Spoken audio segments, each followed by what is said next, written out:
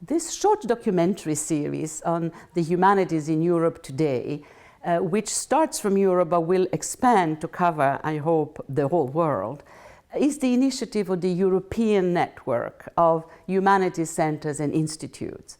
We decided collectively with our colleagues that it would be a good idea to present a series of portraits of leading figures in the humanities in our part of the world, and to use them as sources of inspirations, as role models, if you wish, for practitioners and students alike. The portraits of these very sort of charismatic, highly accomplished, distinguished professionals accomplishes another aim. It allows us to trace a genealogical sort of portrait of where the humanities have been, where they are at today, and where they could go, insofar as each person that we interview is asked to trace their own itinerary, past, present, and future. And simply by asking a question like, what was your faculty called when you studied as an undergraduate? And noticing the semantic, the institutional, the political transformations that the field has gone through. Just by doing that, I think the viewers should be in a position to measure the extent of the changes and the extent of the vitality of the field. The hope of this mini-series is indeed that we can collectively, as practitioners but also as spectators, express our love for, our trust in, our respect for this amazing field of the humanities at a time in its history when it is coming under attack in the press, in the public debate, in policy making and financial decisions that are really penalizing this field. The humanities in the 21st century, as you will see in the different portraits of these great figures we're offering to you, are a vital, vibrant, critical, creative, extremely accountable field, proud of its history, confident of its place in the world, and very hopeful for the future. We really hope that you will enjoy watching these great figures, and maybe you will be yourself tempted to run out and interview somebody that you know in your own neighborhood, in your own circles, because the humanities are everywhere and for everybody. The big issue, I mean, everybody says what they think is the big issue of the day. Some people think it's climate change, some people think it's growing inequality, some people think it's gender, whatever it is. And I don't say they're wrong. All I say is, for me, the issue that I focus on is really the integration of Muslims in Western Europe. Muslims are really a very important part of the future of Europe. I mean, demographically, that is the case. They're a growing population. But also, Europe will never be at peace with itself, socially and politically, if it is unable to integrate Muslims into its institutions, into its civil society, into its democratic processes. So when I say integrate, I don't just mean assimilate. I think integration is a two-way process where both parties make an effort to understand each other and to make the necessary adaptations in order to be able to live together, work together, to be together. I was born in Pakistan. I came to England as a boy, and then, we lived in London. I suppose that's not such an unusual thing for a Briton today. Probably the most unusual aspect of my beginnings is that at the age of 11 in those days, this is the 1960s, we used to have an exam that used to separate people who went on to what we called grammar schools, that's kind of the academic stream, and the rest, which we called secondary modern schools, and later we called them comprehensive schools. And I'd been in England only 3 years, and I didn't have any English when I came. So I just basically had 3 years of English relative to people who had 11 years of English. And I failed my 11 plus, so I went to a secondary modern school, not a grammar school. And I was the first person to go to university from my school. My school was 14 years old when that happened. But I did go to quite a posh, prestigious university called Durham. And there I studied philosophy and politics. I then did a master's in politics, and I then went on to the University of Wales at Swansea to do a PhD in philosophy. So all those studies were within what we called the arts faculties of Durham and of Swansea University. And my first jobs were actually in either the politics department or the philosophy department. And sometimes politics departments are in arts faculties, but often nowadays they're in social science departments. So not only, I mean, I was interdisciplinary in the sense that I was philosophy and politics, but I'm also, if you like, inter-faculty. Some of my career has been in an arts faculty. Some of my career has been in the social science faculty. And at Bristol, I was actually appointed in the sociology department, and I have quite a long title, which is Professor of Sociology, Politics and Public Policy, but in the sociology department, and that's in the social sciences faculty. We now join with politics to create a new school, and that too is in the social sciences. So I guess I don't think of myself in terms of the humanities, because it's a term we don't use a lot, or it's not used a lot around me, certainly not institutionally. I do think of myself as someone who comes from a faculty of arts or a humanities background in terms of the study of philosophy, the study of political theory, and the study of the history of ideas of, Western thought. During the course of the 1980s, when I was job hunting, a third of all philosophy jobs in Britain were lost in that decade. And I don't know, how many in politics and so on.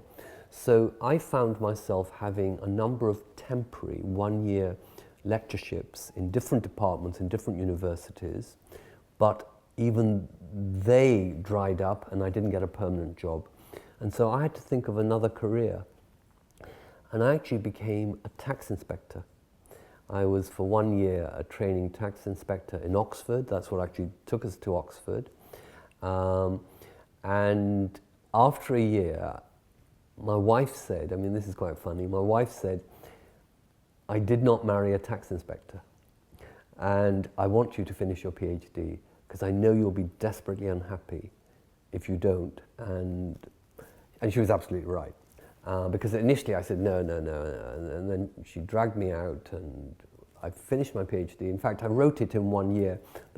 In the first week, I reread everything that I'd written up to that point, realized it was rubbish, and I just made a new plan, and it luckily all worked out, and I wrote my PhD in a year. But of course, there was an enormous period of maturation prior to that.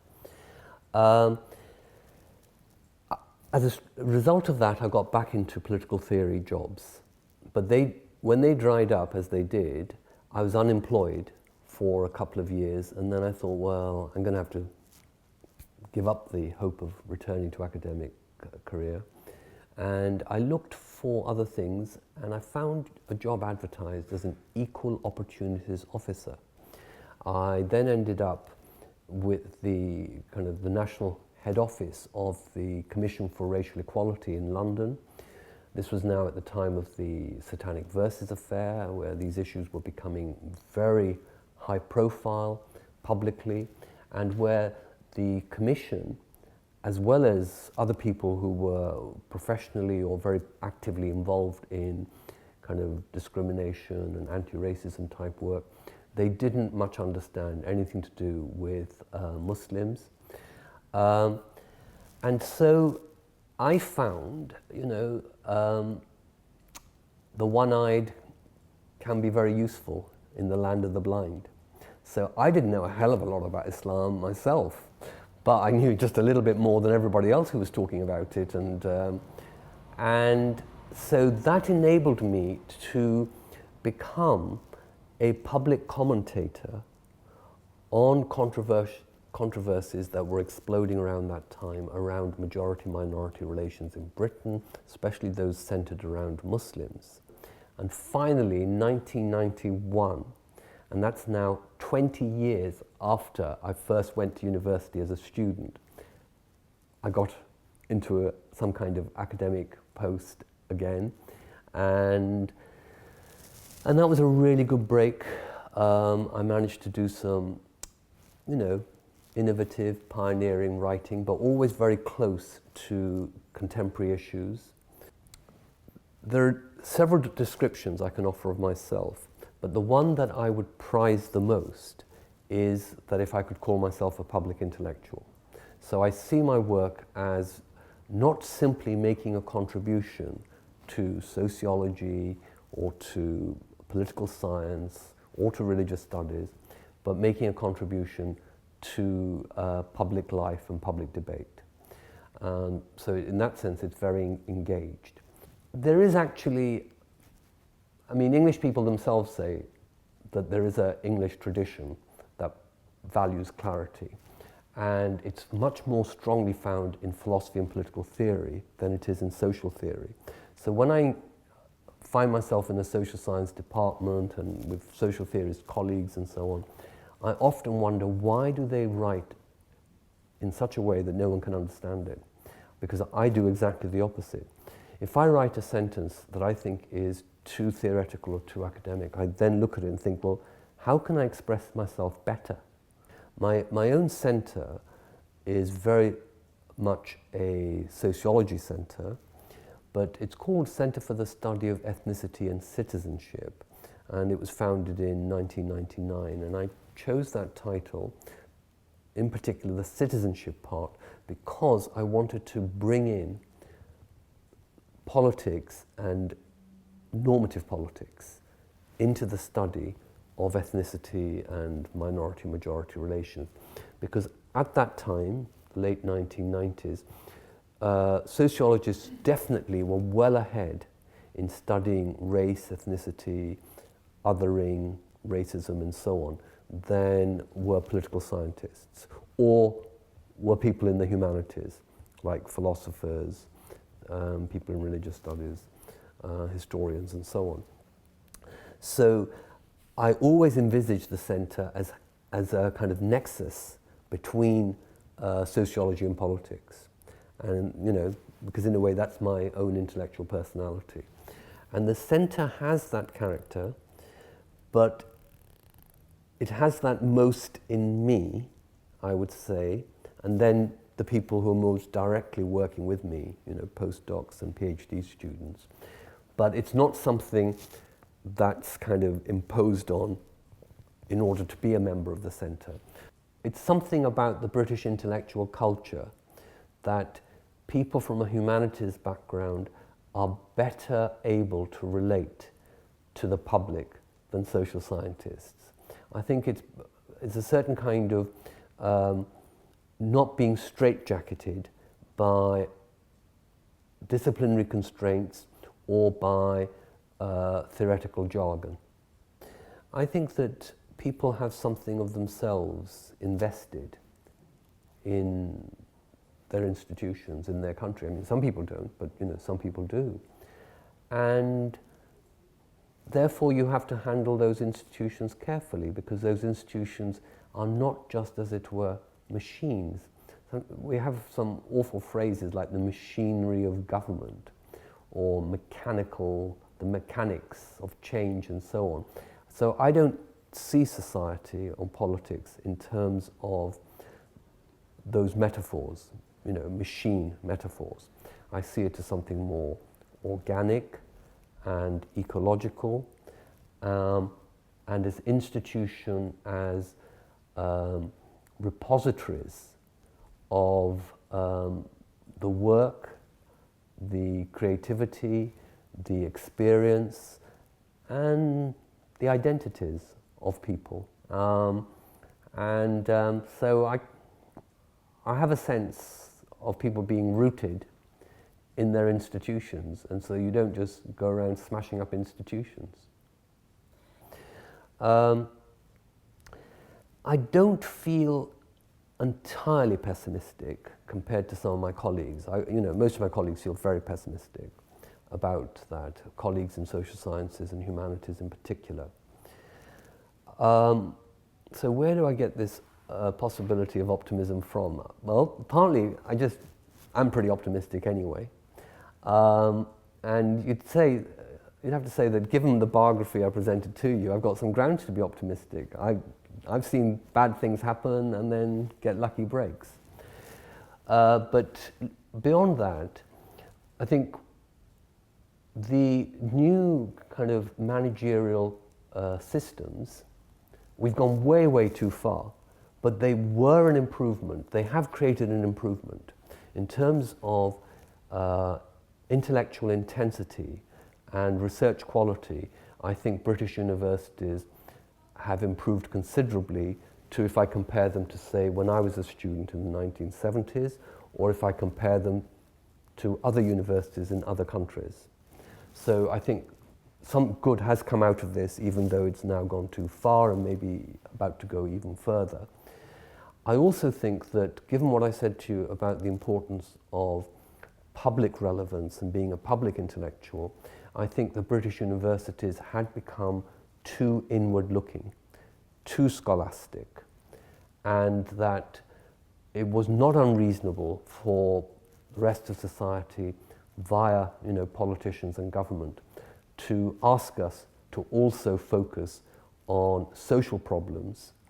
Though I'm not in favour of politicians defining what the social problems are. I think one of the things about intellectual life is the capacity to define problems and not just come up with solutions to problems defined by politicians who have much narrower horizons and so on. I doubt if we can have what a lot of academics would like, namely the old job description and the old academic culture in this much larger system. But what I do think we can have is to preserve some of that academic culture and academic values and intellectual relationships, some of that within the system. So not the whole system can be characterized like that. I think, that would be a political battle we couldn't hope to achieve to win. But I think pockets, but more than pockets, because pockets sounds like just a little bit here and there. So I mean more than that. But say if it was a third of the system, that would actually be about the same as it was in the 1970s. It's just that we'd have a lot of other universities that we call universities that wouldn't be like what universities were like, and what we thought were the core of the academic world, the core of the academic enterprise. And I guess, and this perhaps is my pragmatic, compromising side, I think that we can achieve.